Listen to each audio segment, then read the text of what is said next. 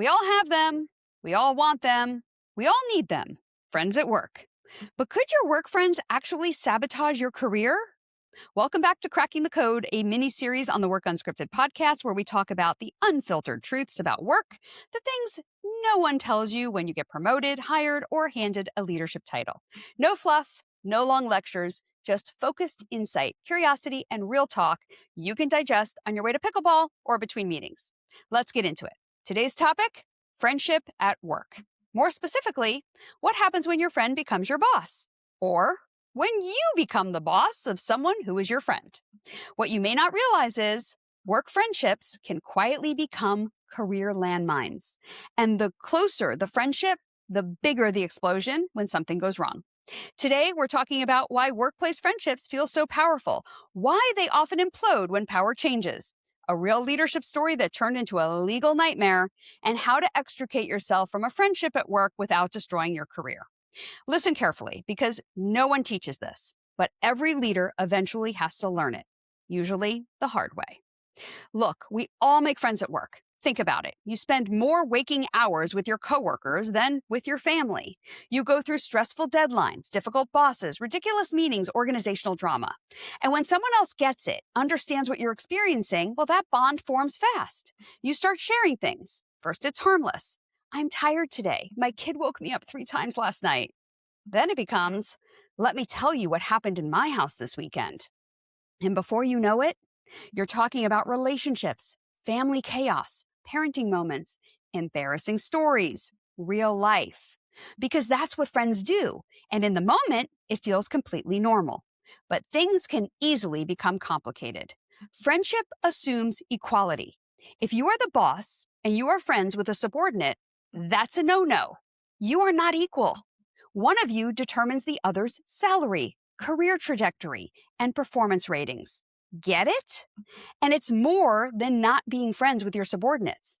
If you are coworkers, you may be equal now, but work rarely stays equal long term. Someone gets promoted. Someone becomes a manager. Someone becomes responsible for pay decisions, performance reviews, promotions, layoffs, and suddenly the dynamic changes.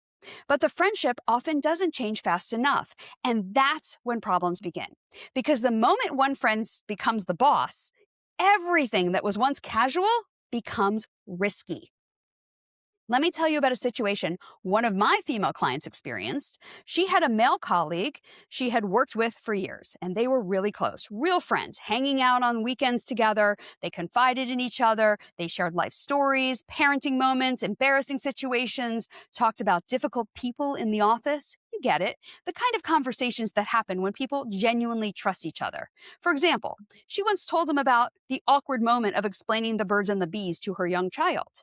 Another time, she shared a chaotic parenting story about her kid grabbing the nanny's phone and seeing something they absolutely should not have seen. These were human moments, funny, mortifying, real, and they shared them because they were friends, not boss and employee, just friends. But then something changed. She was promoted. Now she was his boss. And eventually, she tried to get him promoted. She advocated for him. She pushed for it. But the organization blocked the promotion. She couldn't make it happen. And that's when everything flipped. The employee who she had shared years of personal conversations with filed a complaint, accusing her of sexual harassment. Was it harassment? Well, that's not for me to judge. In her mind, it was a mutual friendship conversation that existed for years before she became the boss. But once power and disappointment entered the picture, the story got rewritten. The texts and the emails all looked different from a legal perspective, from an HR perspective, from an organizational risk perspective. Here's the uncomfortable reality. Intent does not matter as much as power dynamics. Once you become someone's boss, you are no longer just a friend. You are their compensation decision, their promotion opportunity, their performance evaluator, their career gatekeeper. Even if you don't feel that power, they do. And if expectations aren't met, friendships can quickly become resentment. And resentment often becomes risk.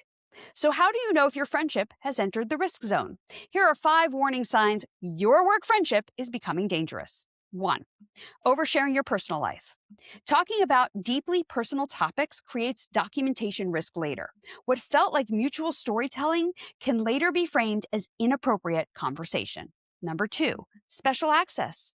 If a friend has more access to you than others, coworkers notice, even if nothing inappropriate is happening. Perception alone can damage credibility. Number 3, emotional dependency. When a colleague becomes your emotional outlet, boundaries disappear. That's where professional judgment starts slipping. Number 4, promotion expectations. Friends often assume loyalty will translate into career advancement, and when that doesn't happen, the disappointment becomes personal. And 5, confiding about work decisions. Sharing confidential information with a friend who is also an employee can create ethical and legal exposure. So what do you do if you become the boss of a friend? This is the part no leadership book really explains, because the truth is you can't just say, we're not friends anymore, but you do need to reset the relationship. And here's how. Step 1, name the change. Have the conversation. Say something like, our relationship matters to me, but my role has changed. I need to make sure I'm fair to everyone on the team, so some of the conversations we used to have can't happen the same way anymore. This isn't rejection, it's clarity, and it's a reset. 2, stop oversharing immediately. Leadership requires information discipline. Personal stories that were once harmless can become problematic when power exists.